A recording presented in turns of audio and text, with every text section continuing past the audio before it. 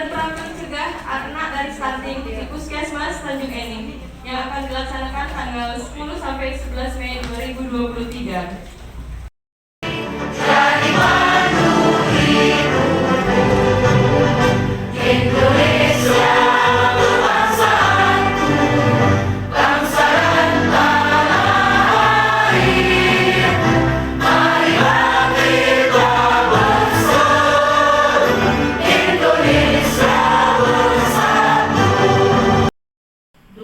Dari PT Pama Persada untuk melakukan pelatihan kader posyandu, kader terampil cegah anak dari stunting. Jadi di sini kita melakukan kuncinya adalah pencegahan, ya, pencegahan terhadap stunting. Stunting itu merupakan sekarang masalah nasional yang paling menakutkan setelah kita melewati pandemi kemarin. Ya. Kita dapatkan dari terjadinya stunting yang tidak kita atasi. Secara nasional angka stunting kita 21% nasional, provinsi 18%. Dan untuk sebenarnya terjadi target nasional itu 2024 kita harus menurunkan menjadi 14%. Ya. Dan di dalam SSGI secara untuk kabupaten kita sudah menurunkan dari 29 sampai ke 22%. Jadi sudah banyak penurunan, sementara target kita untuk mengejar 14% itu masih banyak. Ya, masih banyak yang harus kita lakukan untuk mengejar menjadi 14% target nasional. وعافية في الجسد وزيادة في البدن وتنفيذ علم وبركة في رزق وتوبة قبل الموت ورحمة إن الموت وكرم بعد الموت اللهم حرم علينا. Langsung isi di lembar jawaban. Alhamdulillah, berarti langit 3 loh. Tapi kalau nilainya 100 di akhir tak berapa, 200. Jangan sampai turun nilainya di akhirannya. Kalau stunting, kalau bosan ya negaranya ya. Nah, kalau secara ilmu seperti dikatakan Bu Kuda tadi, kalau sudah merasa sering dengar ya. Cuma kita di sini karena kita sebagai kader, kita harus yang paling penting adalah bagaimana upaya kita. Upaya kita nanti saya lihatkan kasus-kasus stunting khususnya di kecamatan kita. Nah itu yang jadi PR kita. Sebetulnya kalau tentang stuntingnya sudah, cuma tinggal kita mengatakan bagaimana ibunya nanti bukan membantu kami di Badan Kesehatan untuk deteksi dini, pencegahan, dan kalau ada stunting apa yang harus dilakukan, ya. Nah itu yang penting ya, supaya tadi ke depan zero stunting, ya. Zero itu zone, tidak ada stunting, ya. Nah itu cita-cita, visi. Tetapi cita-cita kalau tidak ada upaya hanya sebatas angan-angan. Nah ya, angan-angan baik, susah kalau hanya angan-angan. Oke, sekilas sedikit yaitu tentang stunting. Oke, kita mengulang lagi ya bahwa kebijakan kita untuk penanggulangan stunting ini ada dasarnya ya, dan dimulai dari dasarnya yaitu Undang-Undang Nomor 17 Tahun 2007. Nah ini ya, RPJP 2005 sampai 2025. Di sini dikatakan secara jelas bahwa penanganan untuk stunting ini dilaksanakan secara lintas sektor. Jadi tidak hanya cukup ibu-ibu dan kita yang dari Dinas Kesehatan saja. Semua itu terlibat ya, meliputi produksi, pengolahan, distribusi hingga pengolahannya, dari mulai produksinya bagus, insya Allah ya, sampai ke tangan kita konsumsinya, insya Allah sesuai dengan keamanan dan cukup gizi seimbangnya ya. Kemudian di Undang-Undang Kesehatan Nomor 36 Tahun 2009, ini juga ya sudah dikatakan bahwa untuk peningkatan gizi adalah meningkatnya mutu gizi baik perorangan dan masyarakat. Sementara pemerintah daerah dan masyarakat bersama-sama menjamin tersedianya bahan makanan yang bergizi secara merata dan terjangkau. Nah, untuk di kecamatan atau kabupaten kita, apakah sudah terjadi pemerataan distribusi makanan, apakah sudah terjangkau? Kayaknya masih belum. Kalau kita lihat masih adanya keluarga-keluarga kita yang berada di level garis yang masih belum cukup ya, artinya masih banyak yang belum terjangkau ya. Nah, jadi kalau salah satu penyebab stunting itu adalah faktor ekonomi. Bagaimana bisa membeli makanan yang kira-kira sesuai dengan kebutuhan gizinya? Kalau nak beli aja daya belinya tidak ada atau kurang ya. Nah ini PR bagi pemerintah, Mano. Sementara kalau sekarang lihatlah ya, kecepatan harga jual di pasar ya, harga tinggi ya, penghasilannya berapa, harga cabai berapa ya. Nah itu yang memusingkan ya untuk ibu-ibu nih ya. Nah, terutama ibu-ibu yang mempunyai anak-anak ya, bayi balita yang tumbuh kembangnya butuh gizi yang cukup. Nah ini yang PR nih ya. Kalau harga murah galau seneng kan pas ibu-ibunya pasti belanja ya, pasti bikin makanan yang banyak untuk anaknya ya. Oke ya. Kemudian Perpres nomor 2 2015. Nah di sini katakan arah pembangunan pangan dan gizi yaitu meningkatnya ketahanan pangan dan status kesehatan dan gizi masyarakat. Nah ini harus rutin. Tidak cukup cuma hanya seremonial saja, itu hanya stimulan. Selanjutnya harusnya pihak sekolah bekerja sama dengan orang tua rutin melaksanakan itu. Karena salah satu faktor banyaknya kasus anemia pada remaja putri, ya. Nah, jadi salah satunya adalah mungkin makannya yang tidak mencukupi kebutuhan terutama zat besi, ya. Kemudian turun lagi ada undang-undang pangan, ya. Undang-undang pangan sama ya, kebijakan di bidang gizi, ya. Kemudian ada rencana aksi pangan dan gizi. Jadi rencana aksi itu bukan cuma ada rencana aksi bergizi, ada rencana aksi rencana bumi sehat ya, program pemerintah ya. Ada kader, kalau nggak salah ada juga ya rencana aksinya kader apa tuh? Kader sehat kalau nggak salah ya. Nah itu program-program yang untuk mendukung stunting salah satunya ya. Kemudian ada Perpres lagi tentang percepatan perbaikan gizi.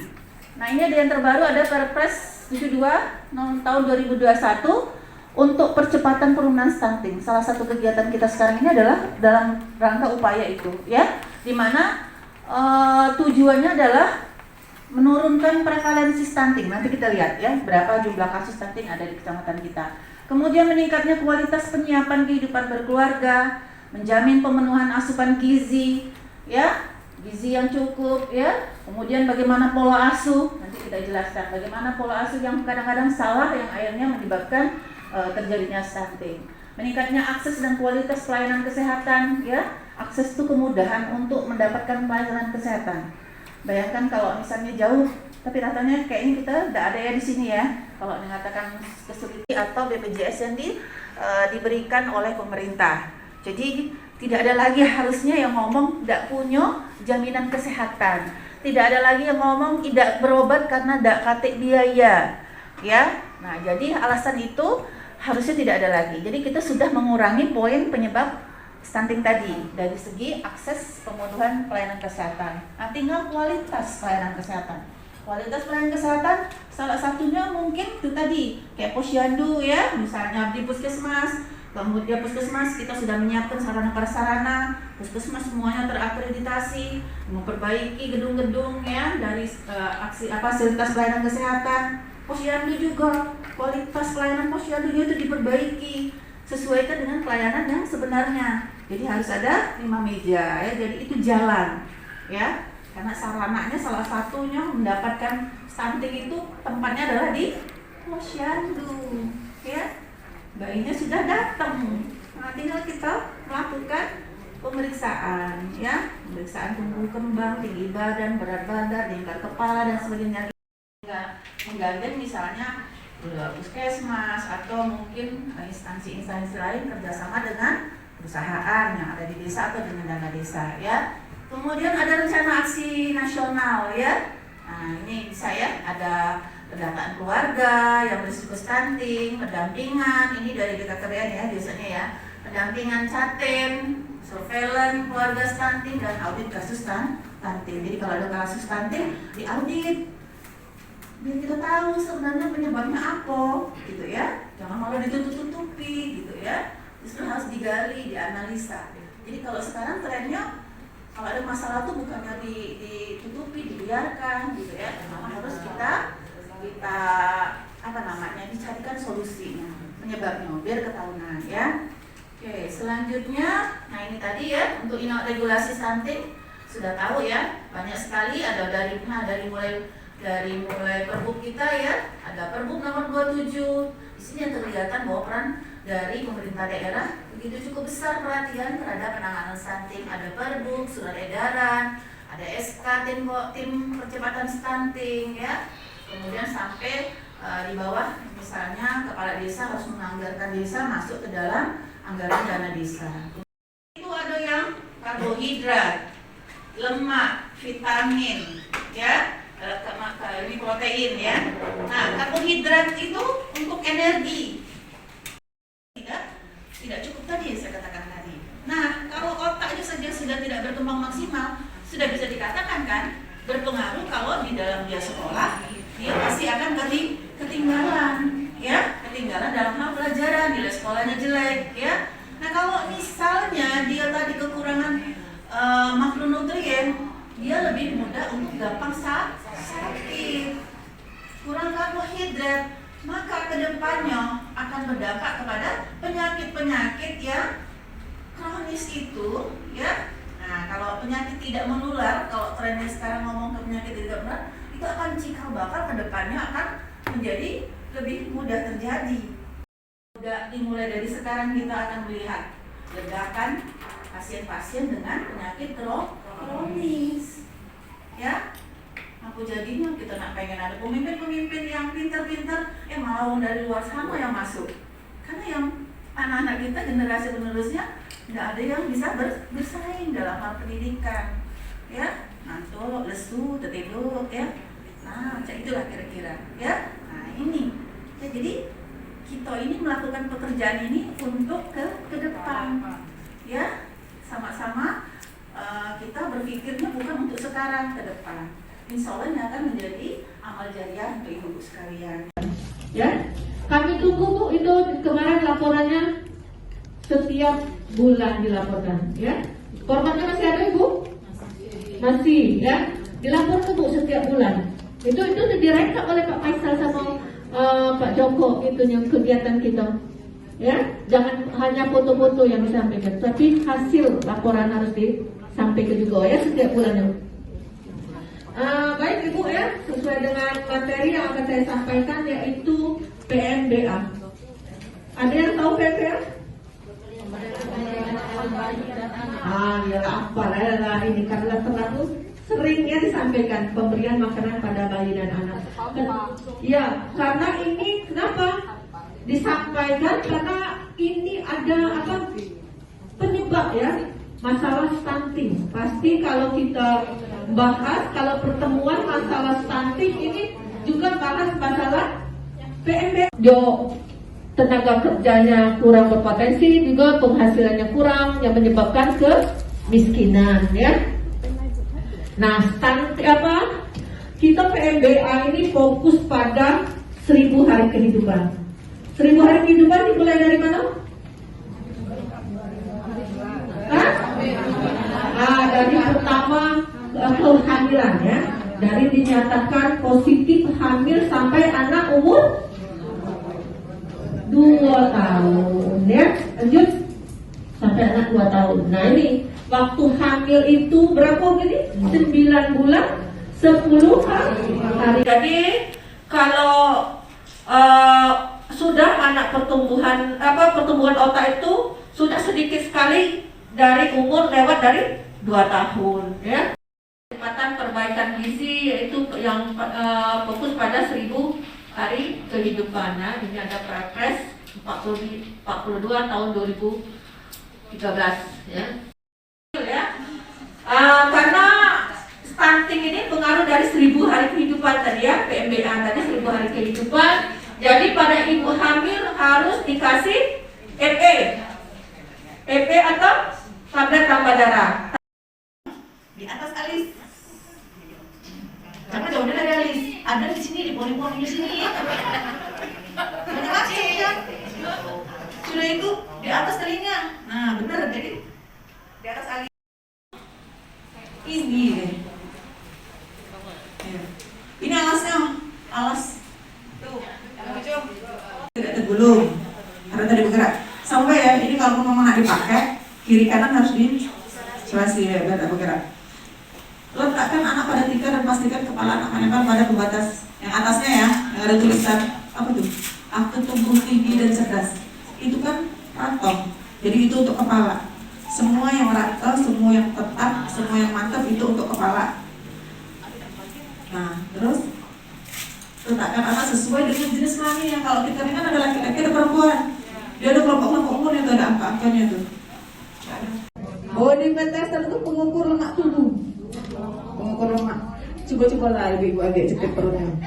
Masih masuk normal apa tidak? Boleh dicoba. Aku juga baru terpapar dengan alat ini, ya.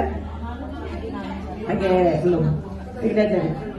Nomor 6, timbangan injak digital biasa ya. Yang nomor 6 biasa, jangan kita punya yang dewasa ya, timbangan dewasa. Boleh juga dipakai anak-anak karena kenapa itu dianjurkan di posyandu? Karena dia ada digit koma-koma. Nah, makanya dia dianggap analitik ya. Loh. Tidak dapat ini kayak ini. Bukan. Ada segitiga kecil, termasuk di salah satu tas itu. Ada 2 kecil. Mana ada di tas? Salah satu di tas itu kayaknya isinya. Jadi bentuknya sama dengan apa itu namanya ujung 10, nomor 10. Siapa yang tahu? Itu ada di negara-negara juga nomor 10. Itu tikar itu kalau ibunya tikar pertumbuhan atau tikar stunting. Biasanya warnanya merah, kalau umumnya ya merah atau merah hijau. Jadi namanya kita beri dukul ya, jadi sama ukut, ayo. Nah, ini karena dia bergerak-gerak, kita ini naik. Nah, kita tak pasang imbang. Tidak sampai ke bawahnya kan, kira-kira baca cara 10 atau 5. Dia tahu goyang-goyang. Ya? Oke? Bayi-bayi kumpul itu juga. Bayi di bawah tahun. Jadi memang walaupun anak itu sudah berdiri, walaupun di bawah 4 tahun, harusnya dia tetap pakai ini. Mas goreng, dia baru tahu.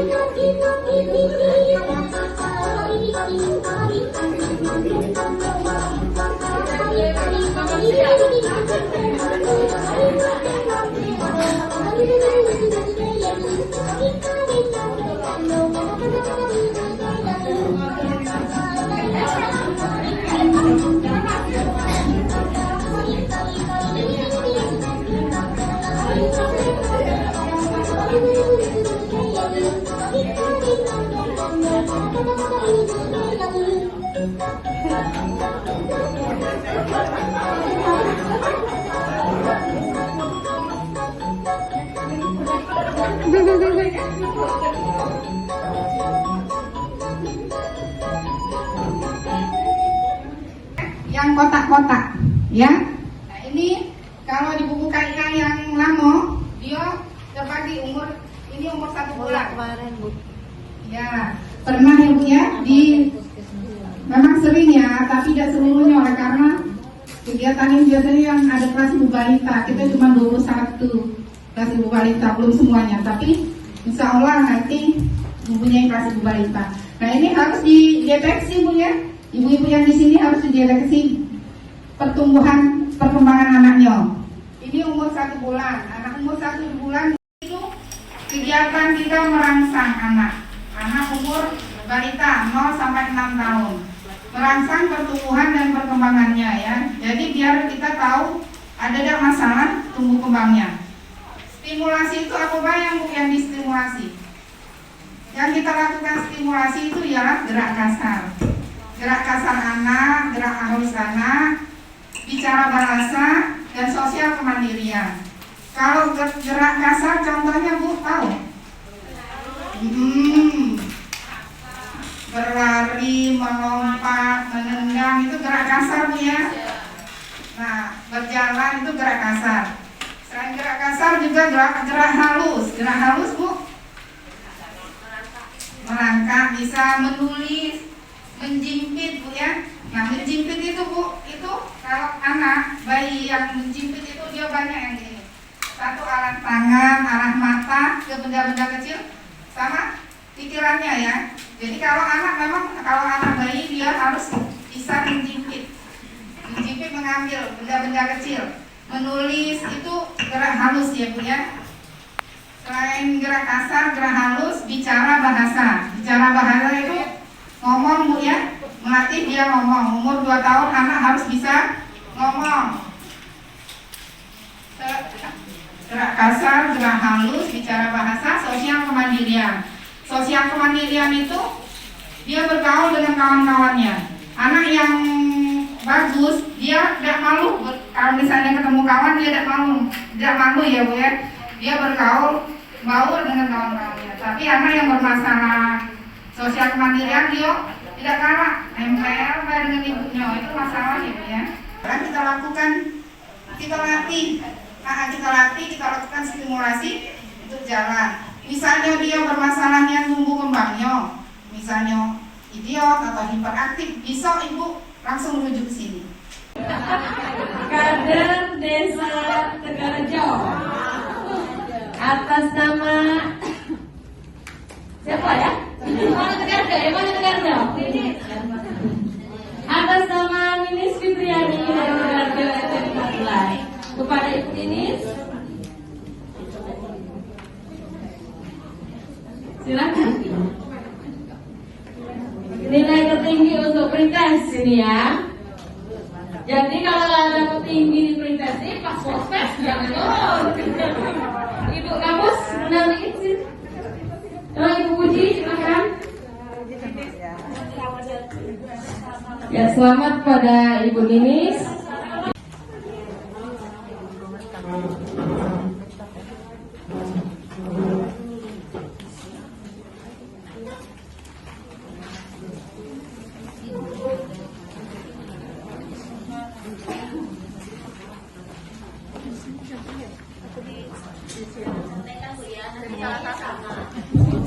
Silakan kerjakan sebaik-baiknya karena panitia menyediakan door prize.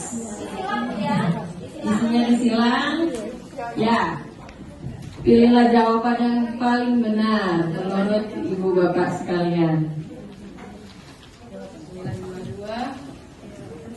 Proses lama, nah barulah dilakukan stunting ya. Tapi kalau masih bisa diintervensi itu belum. Ya, kata kuncinya itu kronis tadi, ya.